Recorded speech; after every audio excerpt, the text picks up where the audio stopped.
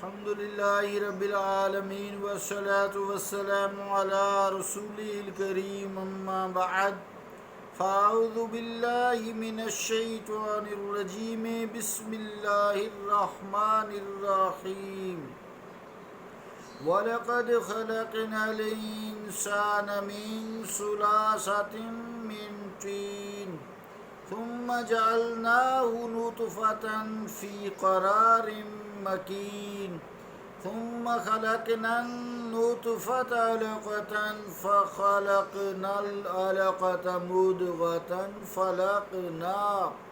فَخَلَقْنَا الْمُضْغَةَ عِظَامًا فَكَسَوْنَا الْعِظَامَ لَحْمًا ثُمَّ أَنشَأْنَاهُ خَلْقًا آخَرَ فَتَبَارَكَ اللَّهُ أَحْسَنُ الْخَالِقِينَ فتبارک اللہ احسن الخالقین۔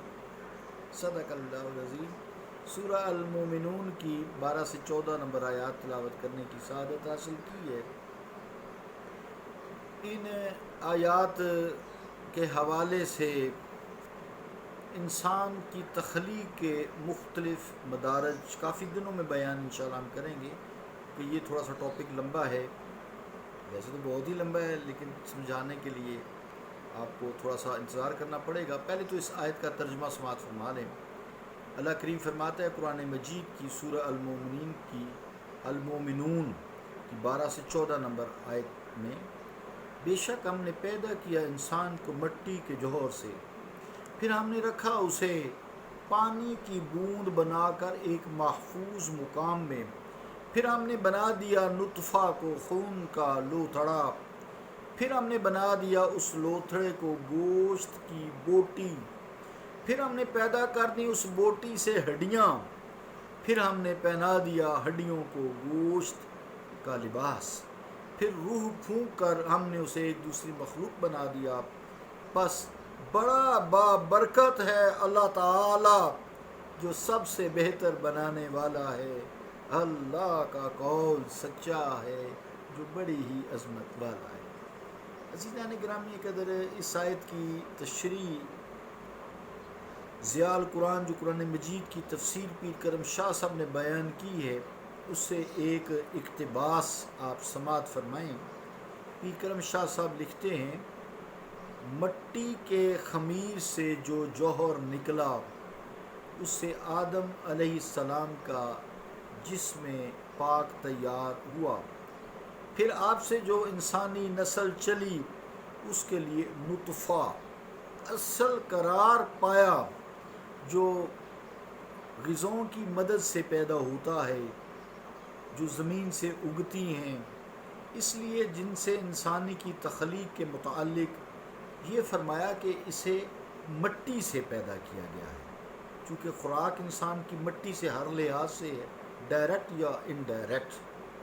اگر وہ گوشت بھی کھاتا ہے تو جس کا گوشت کھاتا ہے وہ تو مٹی سے اگا ہوا چارہ کھاتا ہے نا، یہ بکرا بھینس یا بھیڑیں جتنی بھی مٹی پہ سے چیزیں اگتی ہیں وہ کھاتے ہیں تو ان کا پھر گوشت بنتا ہے، ہم کھا جاتے ہیں۔ تو اس لیے فرمایا کہ اسے انسان کو مٹی سے تخلیق کیا گیا ہے، لیکن پہلا جوہر حضرت آدم علیہ السلام کا جو ہے وہ مٹی کی تخلیق ہے۔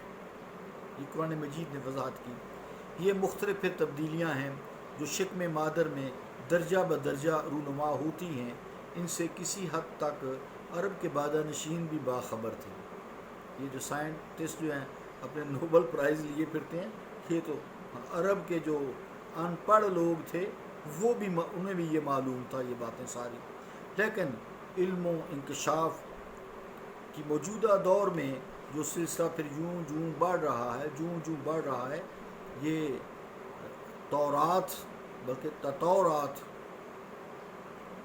تغیرات جسے کہتے ہیں، تبدیلیاں کے پردوں میں بہت سارے قدرت کی جو منہ قلم کی اعجاز آفرینیاں ہیں اور نقش آرائیاں ہیں، جوہر ہیں جو آج تک نگاہوں سے اوجھل تھے، انہیں انسان اپنی آنکھوں کے سامنے لا رہا ہے۔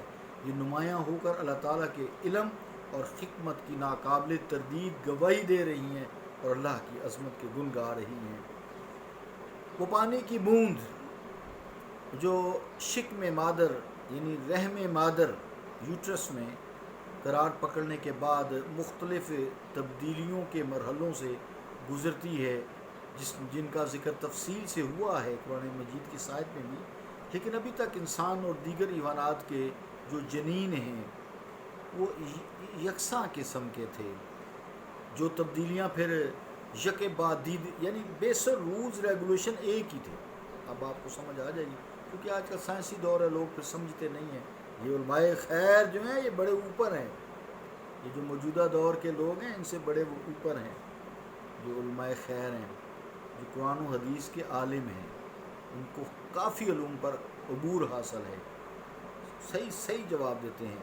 تو جو تبدیلیاں یک بعد دیگرے انسانی نطفہ میں وقوع پذیر ہوتی ہیں، وہی سیم تبدیلیاں دیگر حیوانات کے نطفوں میں بھی ظاہر ہوتی ہیں. یعنی بیسک رولز سیم ہیں، لیکن ایک منزل پر پہنچ کر یکا یک مصور فطرت نے هو الذی یصورکم فی الارحام کیف یشاء، سورہ آل عمران. تو مصور فطرت نے اپنے منہ قلم سے کوئی ایسی رنگ آمیزی کر دی ہے، ایسے کو رنگ بھر دیے ہیں جسے دیگر حیوانی جنینوں سے مختلف اور ممتاز کر کے رکھ دیا ہے. پہلے وہ بے جان تھا، اب اس میں بظاہر بے جان تھا، اب اس میں زندگی کی لہر دوڑ گئی ہے.